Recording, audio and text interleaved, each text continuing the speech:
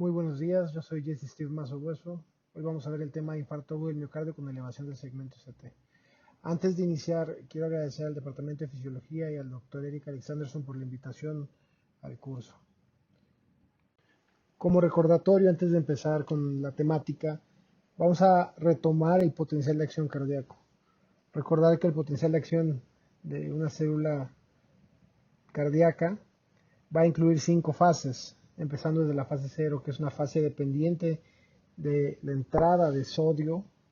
Esa entrada de sodio va a generar la apertura de canales rápidos de sodio que van a generar una positividad inicial en la célula cardíaca, seguida de la fase 1, en donde va a haber una salida de potasio hasta alcanzar la neutralidad eléctrica.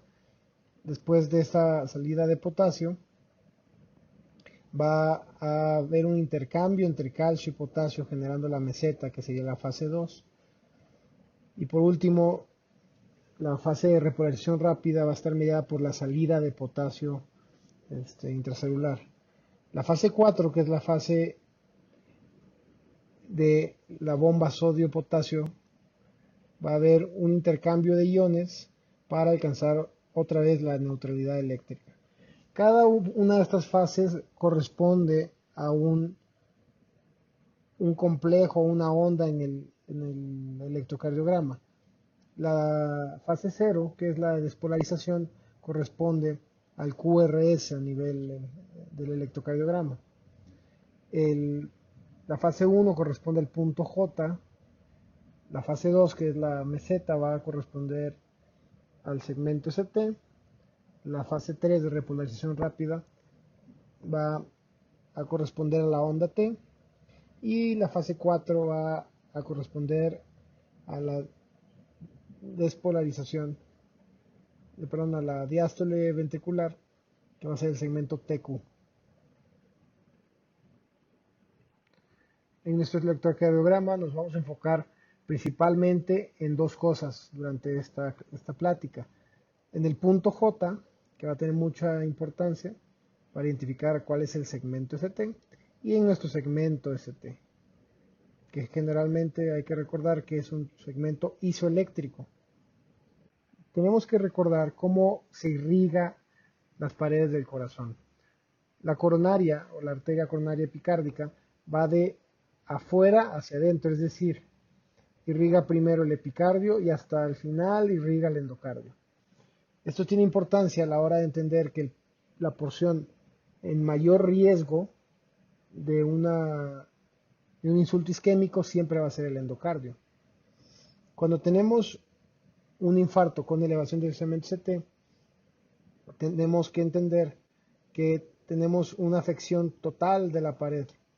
Entonces, el vector de lesión miocárdica va a apuntar de endocardio hacia epicardio, por lo que en las precordiales que observemos la elevación del segmento CT, el vector de lesión viene hacia las precordiales o la derivación que estemos viendo. La progresión de un evento isquémico es el siguiente. En la imagen A vemos un electrocardiograma normal. En el B vemos que tenemos un insulto isquémico, tenemos una isquemia subendocárdica, lo podemos observar porque vemos el endocardio afectado, y si viéramos el electrocardiograma observaríamos una onda T ancha y picuda. Si continuamos con este insulto isquémico, vamos a poder llegar hasta el tema de la clase, que es la elevación del segmento ST. Esto sería una lesión subepicárdica.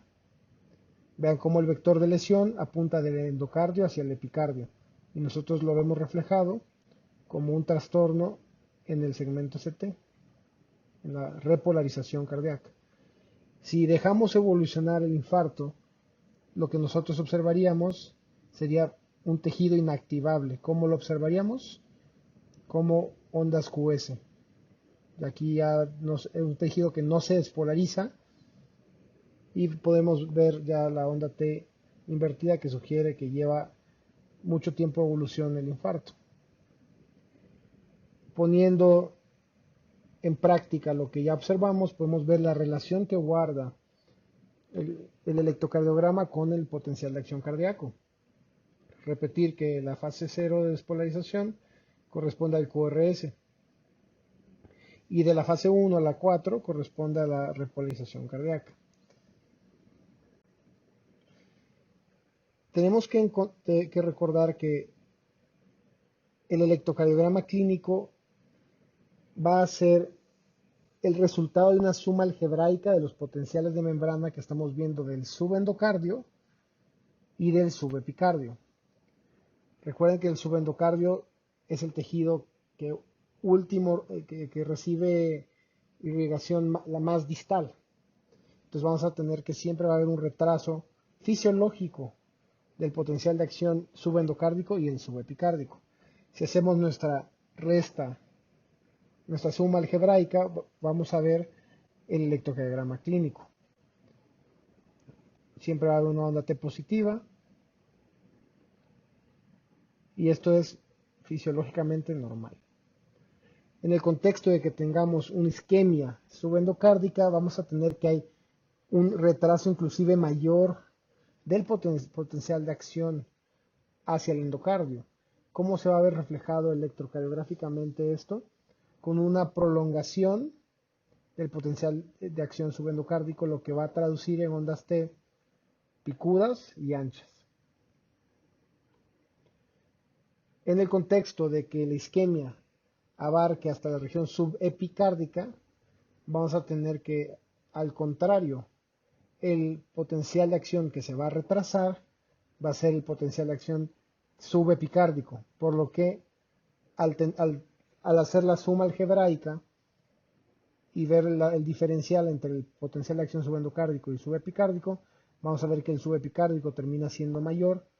Entonces a la hora de tomar el electrocardiograma, lo que vamos a ver reflejado va a ser una onda T invertida, simétrica, y eso nos va a hablar de isquemia subepicárdica. Hablando de la lesión subepicárdica, lo que vamos a observar es una interrupción de la despolarización del subepicardio, lo que nos va a traducir y nos va a permitir solo observar el potencial subendocárdico. Al hacer la resta algebraica, vamos a solo observar la elevación del segmento ST, porque no va a haber ningún potencial subepicárdico que nos contrarreste el potencial subendocárdico. Entonces vamos a ver el reflejo del potencial subendocárdico. Esta es la lesión subepicárdica. Dependiendo de dónde veamos la lesión subepicárdica, vamos a integrar cuál es el territorio del corazón que está infartado. ¿Esto qué importancia tiene? Nosotros, al saber el territorio infartado, vamos a poder deducir cuál es la arteria coronaria que está tapada.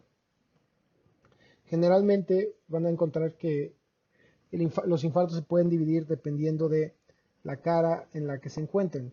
Si se encuentra afectado B1 y B2, será la cara septal. B3 y B4 será la cara anterior.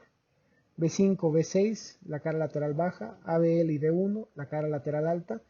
Y ABF, D2 y D3, la cara inferior. Poniendo un poco más esquemática la imagen, podemos ver cómo la cara inferior se compone por D2, D3, ABF.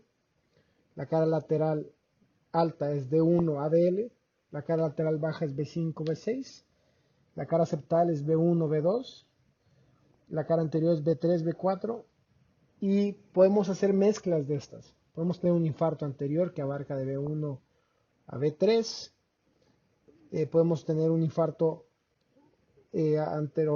anteroseptal, que sería de B1 a B4. Un lateral alto sería de 1 a BL. Un inferolateral sería de 2, D3 a BF con B5 y B6. Un anterior extenso sería todo lo que abarque de B1 a B6, D1 a BL. Y podríamos tener un infarto puramente apical si fuera B3 y B4.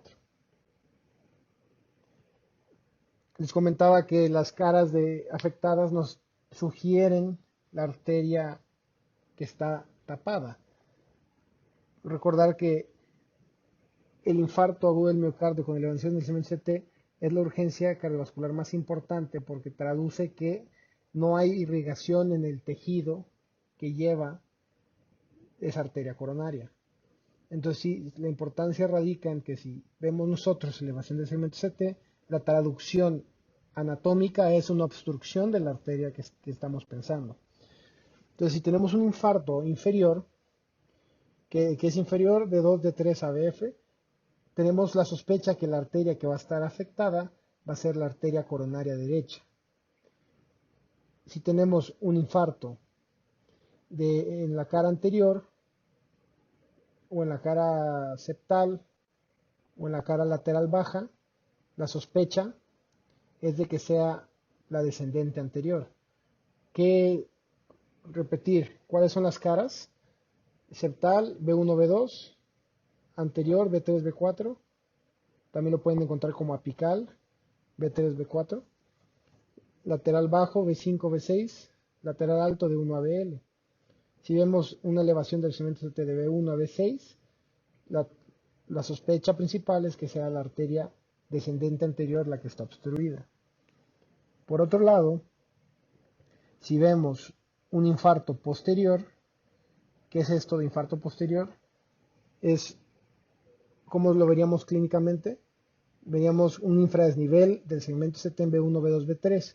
Si pusiéramos las precordiales correspondientes en la parte de atrás, que sería B7, B8, B9, el reflejo que veríamos sería una elevación del segmento CT en las precordiales posteriores. Retomando un poco la colocación de las precordiales para integrar lo que es un infarto posterior, recordar que B1, las precordiales izquierdas se ponen de B1 a B6, B1 siendo en el cuarto espacio intercostal, línea parasternal derecha, B2 en el parasternal izquierdo al mismo nivel, el B4 es en el quinto espacio intercostal, línea media clavicular a nivel del quinto espacio, B3 se pone entre B2 y B4, B5 se pone al mismo nivel que B4 en la línea axilar anterior y B6 se pone en la línea axilar media. Cuando pedimos o sospechamos en un infarto posterior, tendríamos que tomar derivaciones posteriores. Las derivaciones posteriores consisten en continuar el círculo torácico de B6 hacia atrás. B7 sería a nivel de la línea axilar posterior, B8 sería a nivel de al mismo nivel que B7, pero abajo de la escápula, y B9 sería en la línea paravertebral. Asimismo, cuando tenemos un infarto inferior, tenemos que tomar derivaciones derechas, porque un porcentaje importante, aproximadamente el 50% de los pacientes con un infarto inferior, pueden tener extensión al ventrículo derecho. Y esto conlleva un peor pronóstico intrahospitalario en pacientes que tienen este hallazgo. Vamos a empezar con los ejemplos. Recordar que para nosotros integrar que un paciente tiene una elevación del segmento CT que sugiere un infarto con elevación del segmento CT, tiene que estar en dos derivaciones contiguas. ¿Qué es dos derivaciones contiguas? Que estén en una cara que represente un territorio coronario, como lo habíamos visto en las diapositivas previas. Si esta elevación es más de 1 milímetro, ya sugiere que puede ser un infarto, excepto en B2 o B3, que en esa derivación cambia dependiendo de la edad y del género.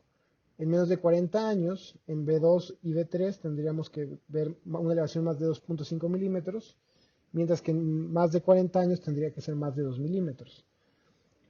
Y en las mujeres la elevación que se considera que es relevante es más de 1.5 milímetros.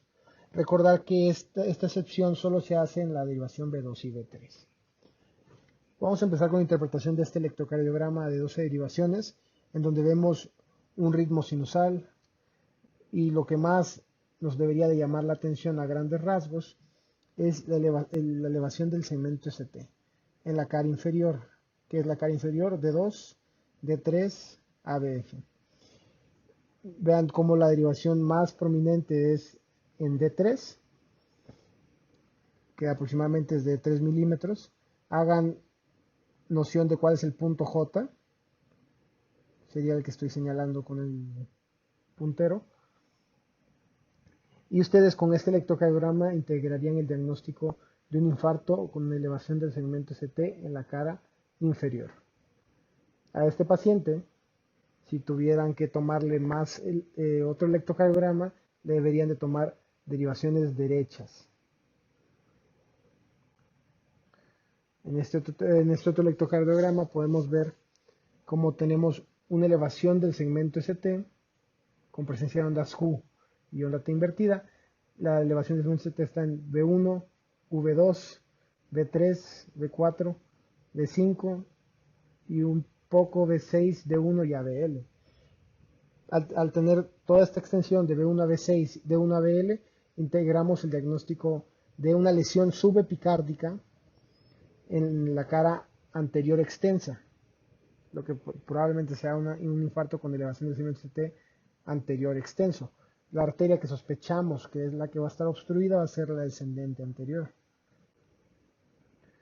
En este otro electrocardiograma de dos derivaciones podemos ver cómo hay una elevación del segmento ST en D3, D2, ABF, con un infradesnivel importante en B1, B2 y un poco en D3.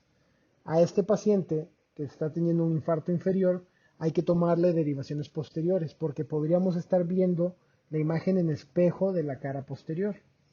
Este podría ser el contexto de un infarto póstero inferior. La única forma de hacer el diagnóstico certero es tomando las derivaciones posteriores. Mientras tanto, podemos integrar que el paciente tiene una lesión subepicárdica en la cara inferior y eso es un infarto agudo del miocardio en la cara inferior. Las derivaciones derechas y posteriores son obligadas en cualquier infarto inferior. En este otro caso, podemos ver cómo existe una elevación del segmento ST de B1 a B6, de 1 a BL, siendo otro paciente con un infarto agudo del miocardio con elevación del segmento ST en la cara anterior extensa. En este caso, podemos ver y destacar cómo existe una elevación del segmento ST en D2, D3 a BF, con un importante infradesnivel de 1 a BL. Recordar que el infradesnivel puede ser algo que se conoce como cambios recíprocos del infarto. Como estamos viendo el vector de lesión en la cara inferior, en la cara lateral alta lo que vamos a ver es la imagen en espejo. O sea, todos estos son cambios recíprocos. Lo que les tiene que llamar la atención en este electrocardiograma, aparte de la franca elevación del segmento ST, es el infradesnivel en las precordiales, de B1 a B4.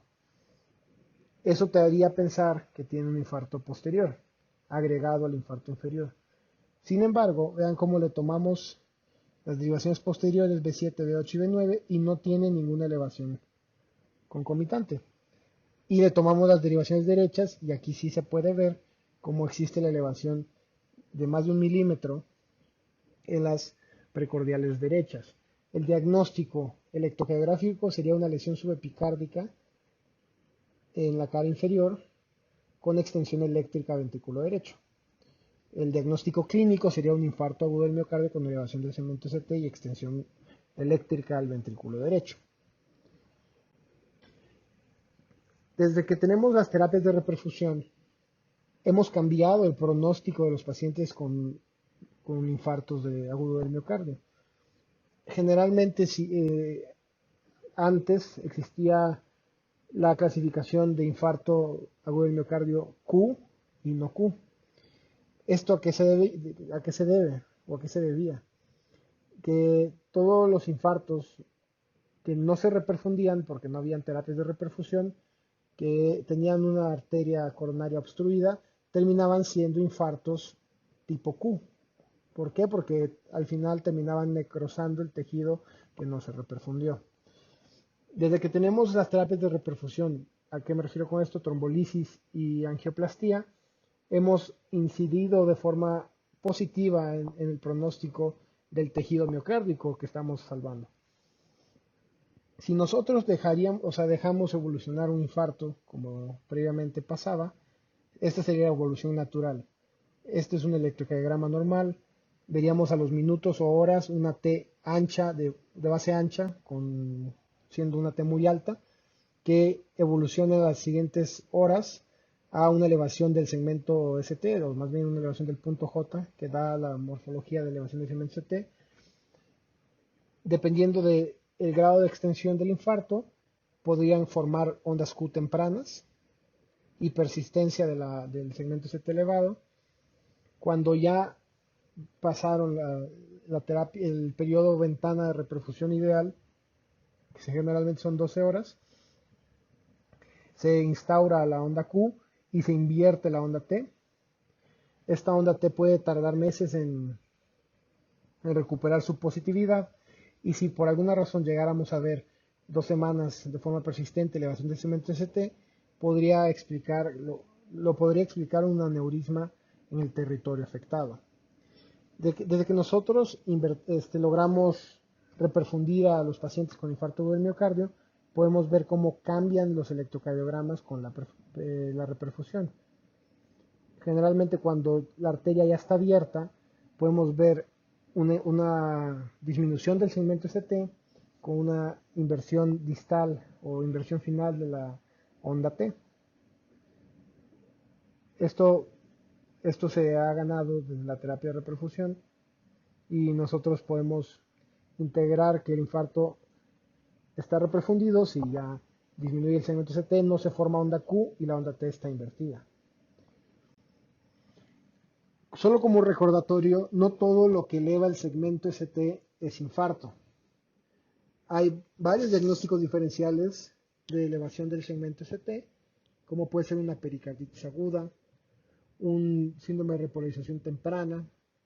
Los bloqueos de rama izquierda pueden elevar el segmento ST sin significar que estamos en el contexto de un infarto.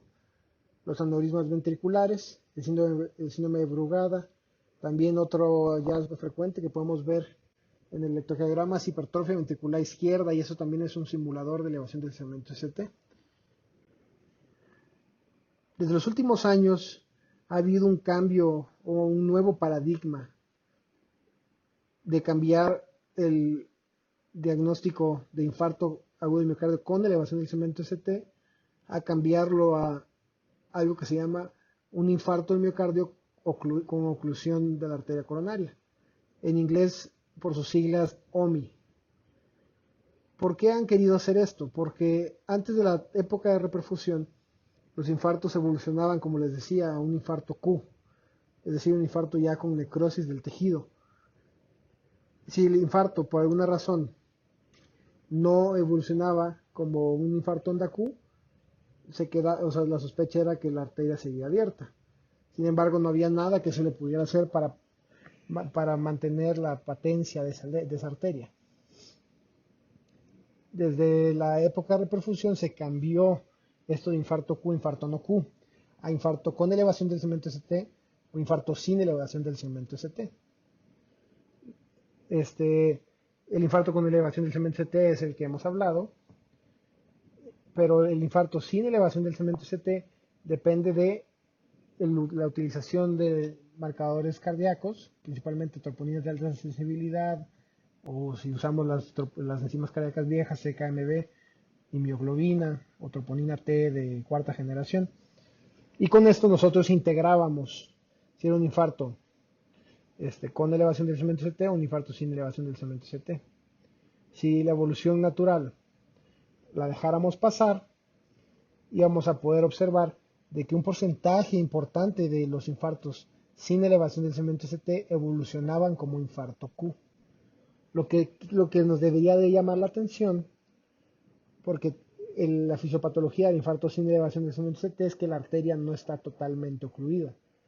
Y sabemos que cuando evolucionan con onda Q, significa que ya el tejido está necrótico y es un tejido inactivable. Entonces, la pregunta que se hacen o que se están haciendo es por qué se nos están pasando tantos pacientes que sospechábamos que la arteria estaba abierta porque no elevaba el ST y evolucionan a necrosis.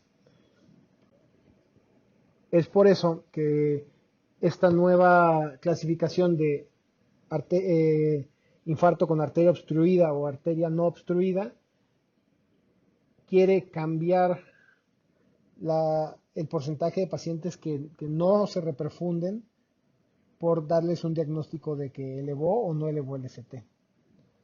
Esto todavía está en estudio y están viendo la utilidad de esta nueva clasificación. Mientras tanto, continuamos con la misma clasificación de infarto con elevación e infarto sin elevación. Lo que quiero que se queden de este tema o de esta parte es de que hay otros infartos que no necesariamente elevan el segmento ST, o más bien otros patrones electrocardiográficos que no elevan el ST, que traducen que la arteria coronaria está obstruida, y los vamos a ver a continuación. Para empezar, uno de los equivalentes de infarto con elevación del segmento ST, es decir, que sospechamos que la arteria está totalmente ocluida, es el síndrome de De Winter. En el síndrome de De Winter lo que vemos es un infradesnivel del segmento ST con una elevación importante de la onda T, una onda T ancha y picuda. Esto lo que va a traducir es que la arteria descendente anterior va a estar ocluida. ¿Y dónde vamos a ver estos hallazgos? En las precordiales izquierdas, es decir, en B1 a B6. El infarto posterior que ya habíamos hablado, tener un infradesnivel de 0.5 milímetros o mayor, nos debe hacer sospechar, cuando lo encontramos de B1 a B4, en un infarto posterior. ¿Cómo lo corroboramos? Tomando derivaciones posteriores, que son B7, B8 y B9. El síndrome de Wellens tipo A, lo que vamos a ver es una elevación muy discreta del segmento CT sin cumplir el criterio de 1 milímetro, que va a tener una onda T bifásica, es decir, positiva y negativa. Esto también traduce que la descendente anterior está tapada, generalmente se ve en las precordiales izquierdas. Lo mismo con el Wellens tipo B, solo que aquí va a haber una discreta elevación del CT con una onda T invertida y picuda. Y no siempre hay dolor torácico en estos pacientes. La onda T hiperaguda es una onda T de base muy ancha, muy picuda, generalmente es más grande que el QRS, y eso también traduce una obstrucción inminente de la arteria en el territorio donde lo veamos. Y esta es otra morfología un poco más rara, es una elevación de segmento CT convexa, con forma de ala de, no ala, aleta de tiburón, perdón. Poniendo en prueba lo que acabamos de observar, vean este electrocardiograma de 2 derivaciones, lo que llama la atención de forma inicial, o les debería llamar la atención, es la elevación del segmento CT discretamente en B1, en B2, en B3, en B4, B5 y un poco en B6. Si ven la morfología del segmento CT y la onda T, parece un patrón o un signo de Wellens tipo A. Esto traduce que la descendente anterior está a punto de taparse o que está ya subocluida. En este electrocardiograma de 2 derivaciones podemos ver cómo hay ondas T simétricas, invertidas, picudas en B1 a B6, con D1 y ABL, lo que traduce, en este caso, un signo de Wellens tipo B. Eso también traduce que la arteria descendente anterior va a estar suboclusiva. Por otra parte, podemos ver en este electrocardiograma de 2 derivaciones este infradesnivel en las precordiales con esta onda T picuda ancha, lo que traduce un patrón de Winter. También traduce una descendente anterior suboclusiva. Y ya casi para terminar, vean el infradesnivel en B1, B2, B3. Si tomamos las derivaciones posteriores, vemos una elevación importante en B7, B8 y B9, lo que traduce un infarto posterior. Aunado a eso, si hacemos el análisis crítico del electrocardiograma, podemos ver una discreta elevación en D2, mayor que en D3 y en ABF. Lo que traduce en este caso es que la arteria circunfleja probablemente sea la obstruida. Y aquí lo podemos ver. Por el momento esto sería todo. Yo agradezco mucho su atención. y quedo pendiente para sus preguntas. Gracias.